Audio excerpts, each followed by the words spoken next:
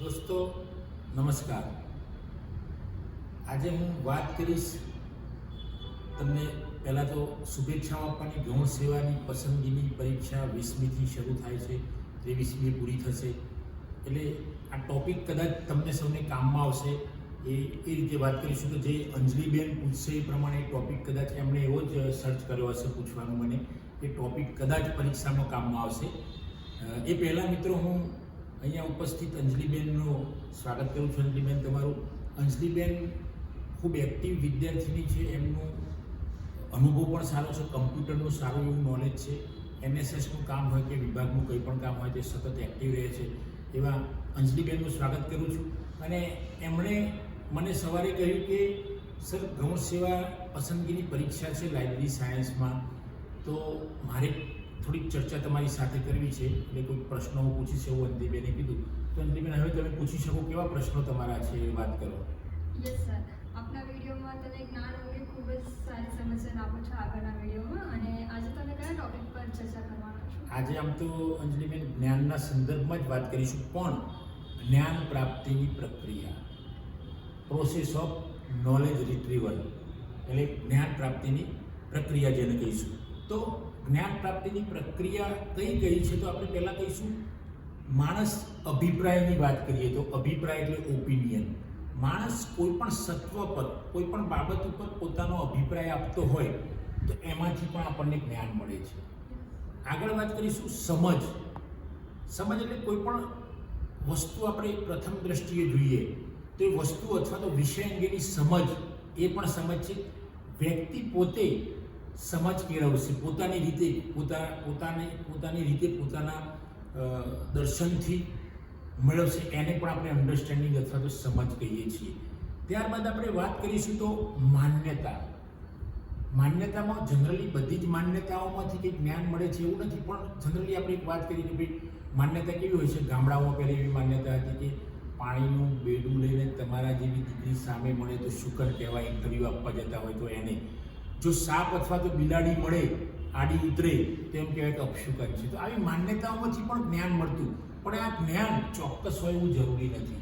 એટલે માન્યતાઓમાંથી પણ અંજલિબેન જ્ઞાન મળતું હતું. ત્યારબાદ આપણે વાત કરીશું અનુભવ. અનુભવ એ મોટું જ્ઞાન છે. તમને ધારો કે તમે કોઈ જગ્યાએ ગયા, વરસાદમાં પલળ્યા, તો એ અનુભવ તમારો છે. હું પલળ્યો નથી તો મારો અનુભવ નથી. તો વરસાદમાં પલળવાની કેવી મજા આવે છે, અથવા તો બીમાર પડ્યા હોય પણ બીમારી કેવી રીતે પડે એ અનુભવ તમને સેપરેટ થશે, વ્યક્તિગત અનુભવ થશે. એટલે એ અનુભવમાંથી પણ આપણને જ્ઞાન મળે છે. અનુભવમાંથી બહુ સારું જ્ઞાન મળે છે. ત્યારબાદ આપણે વાત કરીશું નિરીક્ષણ.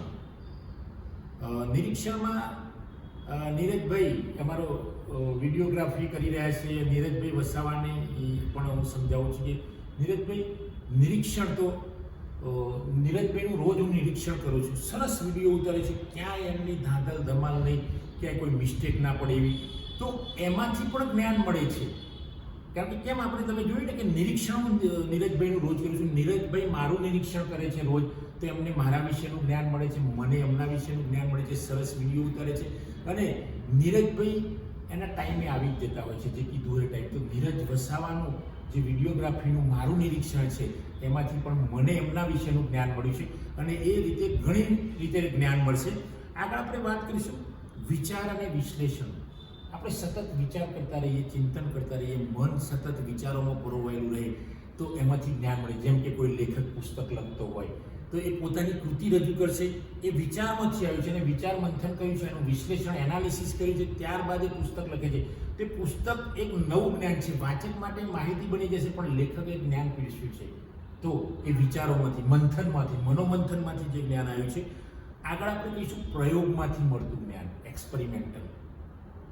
ધારો કે નિસ્સંદિત પ્રાણીનો જે છે કે ભાઈ નિસ્સંદિત પાણી જે બનાવવાની ડિસ્ટિલેશન વોટર જેને કહીએ, તો રિયલમાં ડિસ્ટિલેશન વોટર કેવી રીતે બનતું હોય, તો આપણે એક માટલાની અંદર પાણી રાખીશું ને એની નીચેથી સળગાવીશું, આપણે અગ્નિ આપીશું એને, ગેસ ઉપર મૂકીએ, કેરોસીનના ચૂલા પર અથવા તો અગ્નિમાં ગમે તે ચૂલા પર મૂકીએ, પછી બરાબર ઉકળશે અને માટલાને બરાબર ફિટ કરી દઈશું ને એમાંથી એક નળી કાઢીશું, અને ઉકળશે એટલે જે આપણી વરાળ જશે, વરાળ પાણી એક પાછું આપણે જગ મૂક્યો છે એમાં વરાળ પડશે અને એનું પાણી બનશે. એ રિયલમાં ડિસ્ટિલેશન વોટર છે. અને પાણી એમ કહીએ કે શુદ્ધ છે, એકદમ શુદ્ધ નિસંદિત પાણી, તો આ પ્રયોગથી થયું. આપણે કોઈ પણ પ્રયોગ કરીશું આપણે એમાં કહીશું કે ભાઈ પ્રયોગ વગર ખબર કેવી રીતે પડશે, અનુમાન કરીશું નહીં. લાલ, પીળો ને વાદળી એ 3 મૂળ રંગ કહેવાય.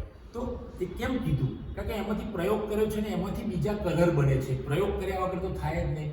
તો આ 3 મૂળ રંગ કહેવાય છે ને એમાંથી જુદા જુદા રંગો બને છે, તો પ્રયોગ. પછી સ્મૃતિ અને સંગ્રહ. તમારી સ્મૃતિ હોય પણ ક્યારેક જ્ઞાન બની જાય છે. તમે નિમોનિક્સ જેને કહીએ આપણે, સ્મરણ શક્તિ અથવા તો સ્મૃતિ, તો એ તમારી જૂની જે સ્મૃતિ હોય એનો સંગ્રહ તમે માઇન્ડની અંદર કરી રાખ્યો હોય અને પછી એ રિમાઇન્ડ થાય, રિકોલ થાય તમને, તો એ પણ એક જ્ઞાન બની જશે. તો આ જ્ઞાન પ્રાપ્તિની પ્રક્રિયાઓની વાત કરી અંજલિબેન. બીજું તમારી એ સંદર્ભમાં કંઈ હોય તો કહો તમે. Yes sir. અને જ્ઞાન પ્રાપ્તિની પ્રક્રિયા કેવા લોકો માટે આ કામમાં આવે જો જ્ઞાન પ્રાપ્તિની આ પ્રક્રિયાની જે મેં વાત કરીએ તો દરેક માણસને કામમાં આવશે, દરેક વિષયમાં ભણતા માણસને કામમાં આવશે. પણ અત્યારે હાલ હું વાત કરું તો ગૌણ સેવા પસંદગીની પરીક્ષા, લાઇબ્રેરી ઇન્ફોર્મેશન સાયન્સના વિદ્યાર્થીઓ આપી રહ્યા છે, એમને તો કોર્સમાં જ આવે છે એટલે એમને પણ કામમાં આવશે. એ વિષયના નેટ સ્લેટમાં અથવા તો બીજી કોઈ કોમ્પિટિટિવ એક્ઝામ આપતા હોય તો એમને, લાઇબ્રેરી સાયન્સના વિદ્યાર્થીઓને તો ખાસ કામમાં આવશે. પણ આ જ્ઞાનની પ્રક્રિયા તો દરેક વિદ્યાર્થી માટે, દરેક લોકો માટે ઉપયોગી થશે એવી મને આશા છે. Yes, sir. અને આપ જ્ઞાન અંગેની સરસ વાત કેવી રીતના કર્યો છો દેવ? હા બસ અંજલિબેન, આ તમે સરસ વાત કરી. એ જ્ઞાન અંગેની વાત એટલે કરું છું કે મારો એક્સપિરિયન્સ છે, સેલ્ફ એક્સપિરિયન્સ. વ્યક્તિનો નિજી અનુભવ એટલે જ્ઞાન. એટલે હું તમારું નિરીક્ષણ કરતો હોય, વિદ્યાર્થીઓનું બસમાં આવતા જતા, ગાડીમાં જતા હોય તો આવતા જતા આપણે મુલાકાત, ટ્રેનમાં જતા હોય તો ત્યાં ઓબ્ઝર્વેશન કરીશું. તો આ સેલ્ફ એક્સપિરિયન્સ છે મારો. અને એના લીધે આપણે જ્ઞાનના પુસ્તકો તો વાંચ્યા જ છે કે, પણ પુસ્તકો સિવાય સેલ્ફ જે એક્સપિરિયન્સ થાય એ વધુ થાય છે.